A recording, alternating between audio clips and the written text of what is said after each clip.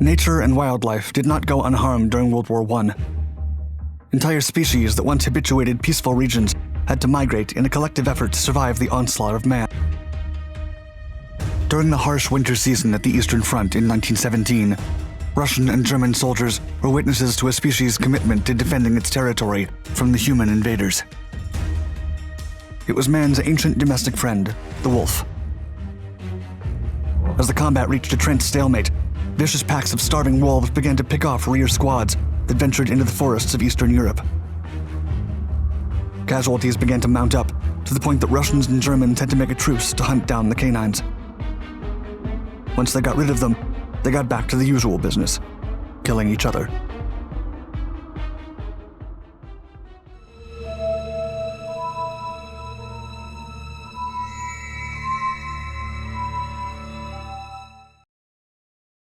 Frozen hell in the Eastern Front.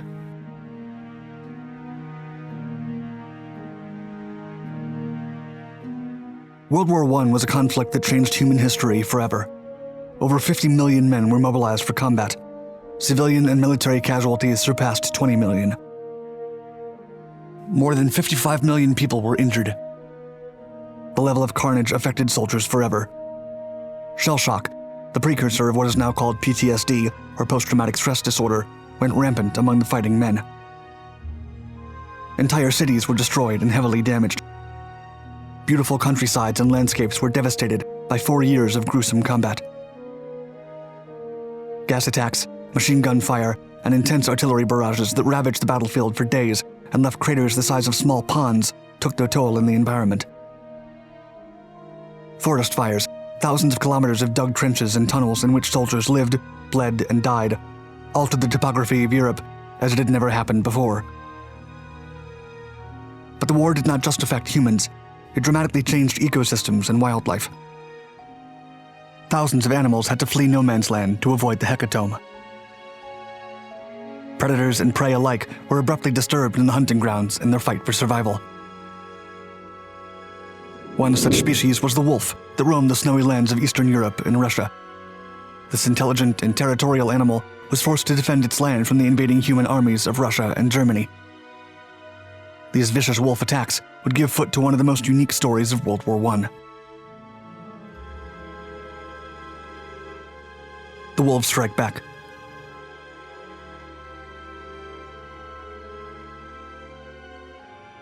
During the harsh winter of 1916 and 1917, the Eastern Front stretched for more than 1,000 miles. From the Baltic Sea in the north to the Black Sea in the south, Austrian, German, and Russian forces had reached a stalemate similar to that of the Western Front. Trenches ran from one extreme of Europe to the other.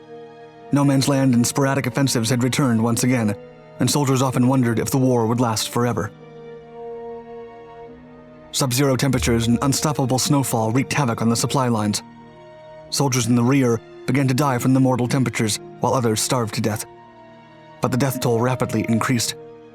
Some men began to disappear without leaving a trace. At first, both Russians and Germans believed that the rear guards simply deserted or wandered off into the forest and got lost. But the truth was more sinister. It turned out that the humans were not the only mammals struggling to eat hot food and survive.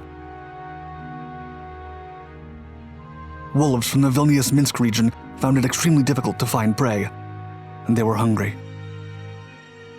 The desperation of the wolf packs to survive had led them to overcome their fear of humans and venture into villages and combat zones to find food.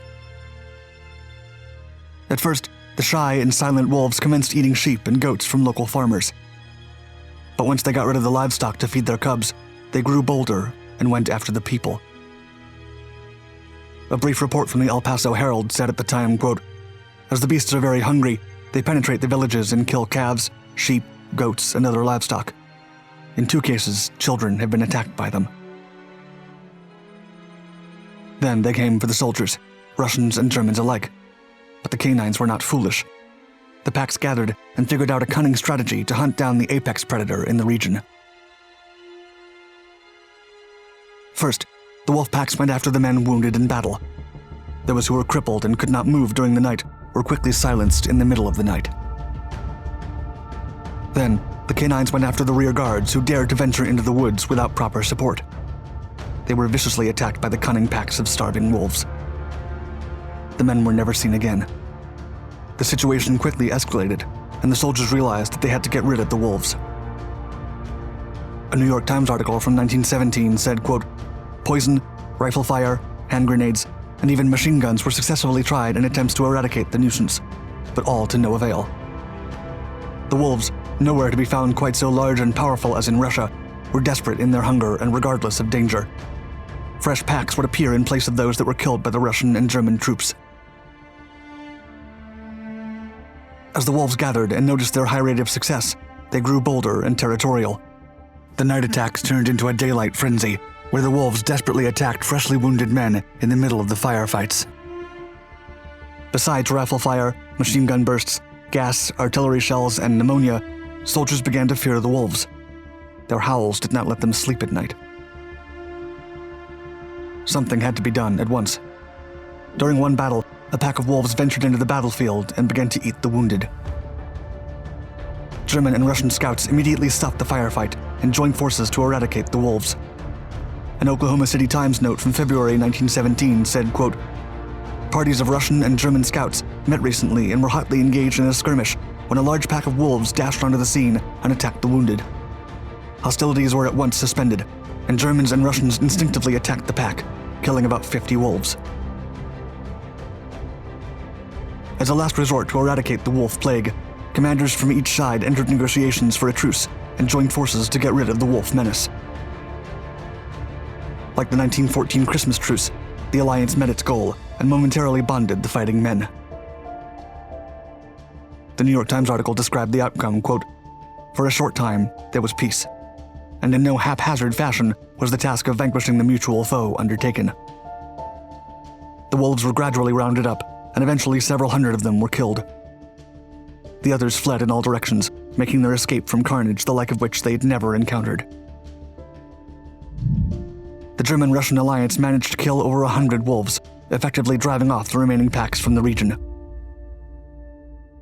Nurse Natalia Linka, in her memoirs of the war, would go on to write about her encounter with wolves, quote, "Suddenly a lingering, grabbing for the soul, a howl cut through the deep silence of the night. Not far from us, on white snow, slowly a small pack of wolves passed, moving in lines, one after another. They approached us, sometimes stopped, and lifting their muzzles up, howled softly and sadly. When the wolves finally left the combat zone, the uneasy alliance broke, and the soldiers got back to the usual business, killing each other on the battlefield without the interruptions of wolves."